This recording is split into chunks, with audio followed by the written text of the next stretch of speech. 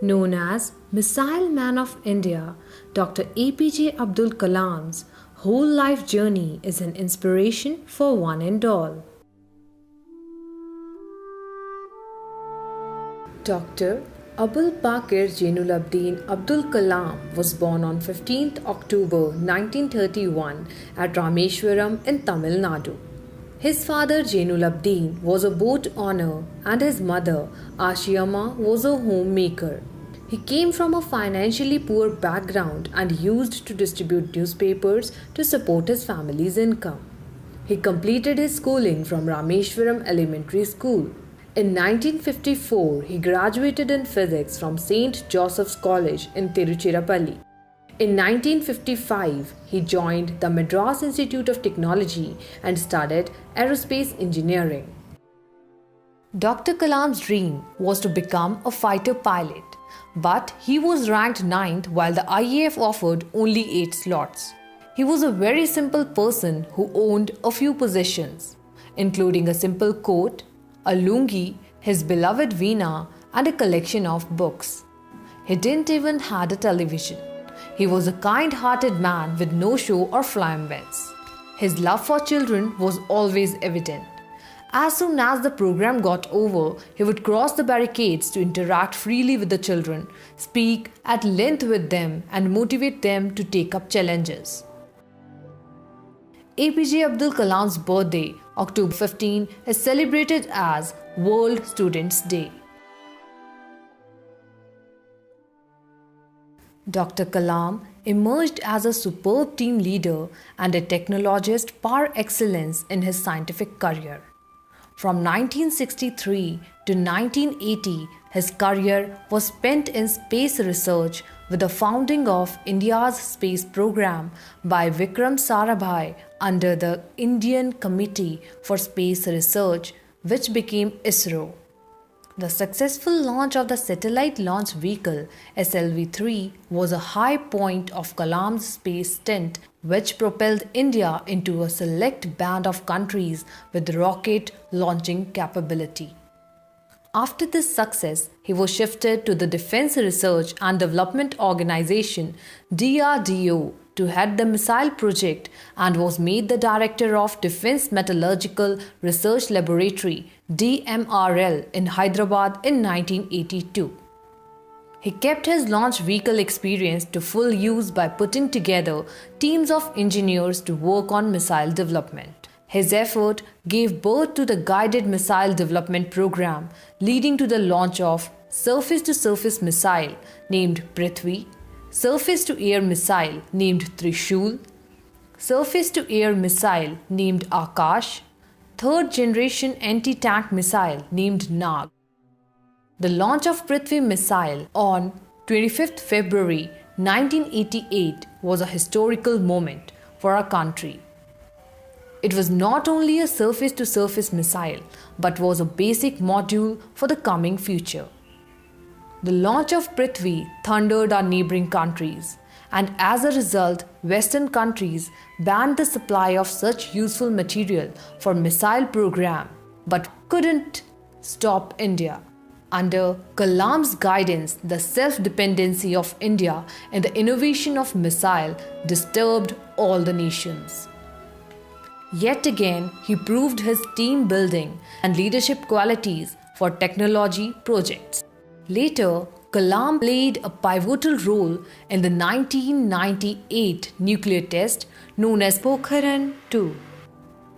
This was surprising to many because he did not come from the nuclear science pedigree and his foray was rocket science in both the ISRO and DRDO. But he became instrumental as a technology manager because Pokhran 2 campaign was seen as a joint venture of DRDO, armed forces and the nuclear establishment. Building and leading technology terms was Kalam's real strength as a technologist and an engineer. This is what is needed for mission-oriented programs. His sincere endeavor for making India self-reliant in defense and space research earned him the title of Missile Man of India. The great personality was awarded the Padma Bhushan 1981, Padma Vibhushan 1990, and then proudly declared the Bharat Ratna in the year 1997 for his excellent contribution in the field of scientific research and modernization of defense technology in India. There was no end of assignments to Dr. Kalam after his retirement. In 1999 to 2001, he became the first person to hold the coveted post of Principal Scientific Advisor to the Government of India. During this tenure, he worked on the need of making life-saving medical treatment affordable to the poorest of the poor. His stint as PSA culminated with numerous achievements. Just after a short break, another office of huge onus was waiting for him. In the year of 2002, a real visionary and a man of high character, Dr. Kalam, took the reins of the country as the President of India. By assuming his duties, he became the Supreme Commander of Army, Navy, and Air Force. It's all due to his sheer efforts and contributions. He earned the title of People's President. Once, answering the questions of students, he gave the mantra of President Kalam, always stressed on the need of honest effort. He emphasized on the need of clear vision for the holistic development of the nation. It will only make India as a world power and best place to live in the world. As we say in India, where there is righteousness in the heart, there is beauty in the character. When there is beauty in the character, there is harmony in the home. When there is harmony in the home, there is an order in the nation. When there is order in the nation, there is peace in the world. Dr. Kalam, a human being from the heart and soul. As the President of India, he visited to the riots-hit areas of Gujarat and tried to give a healing touch to the victims. Not only this, he also met with the ruined families of Bhopal gas tragedy. As a president, he broke the myth that the top office is powerless and the incumbent is just a rubber stamp. During his tenure, he refused to approve Office of Profit Bill. In this bill, Union government tried to exempt some of the parliamentarians who were the incumbent of executive positions. Dr. Kalam was against the pick and choose policy of the government and suggested to make the exemption list in the bill more purposeful. President Kalam was against death sentence. He reverts back about 50 cases for the reconsideration. In a lecture delivered at Hyderabad National Police Academy in 2005, he asked why only the people of poor background were on the death row. The only mercy plea that Dr. Kalam rejected was from Dhananjay Chatterjee, a lift operator. Dhananjay was convicted rape and killing young girl in Kolkata in 2004. People's President bid adieu to Rashtrapati Bhavan on 25th July 2007. But this was not the end of his pursuit. He perpetually worked to make India a world power. To achieve this goal, Dr. Kalam opted teaching.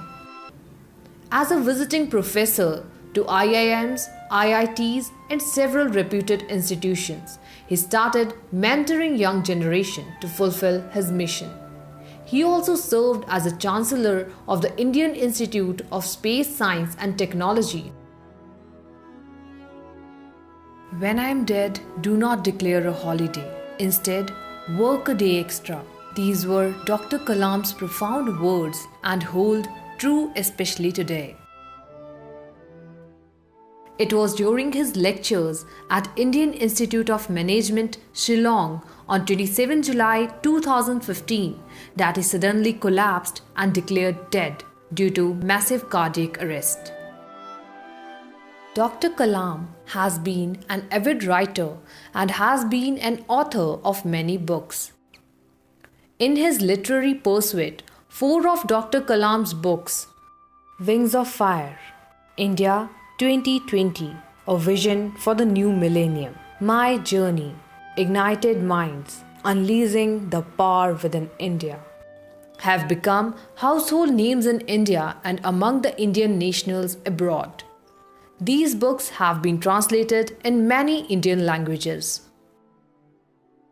His journey started from Rameshwaram and reached to Rashtrapati Bhavan with an aim and which continues till he took his last breath. Today, Dr. Kalam is not with us, but his teachings are leading us to achieve new milestones in the realm of science, technology, and all vital affairs of life.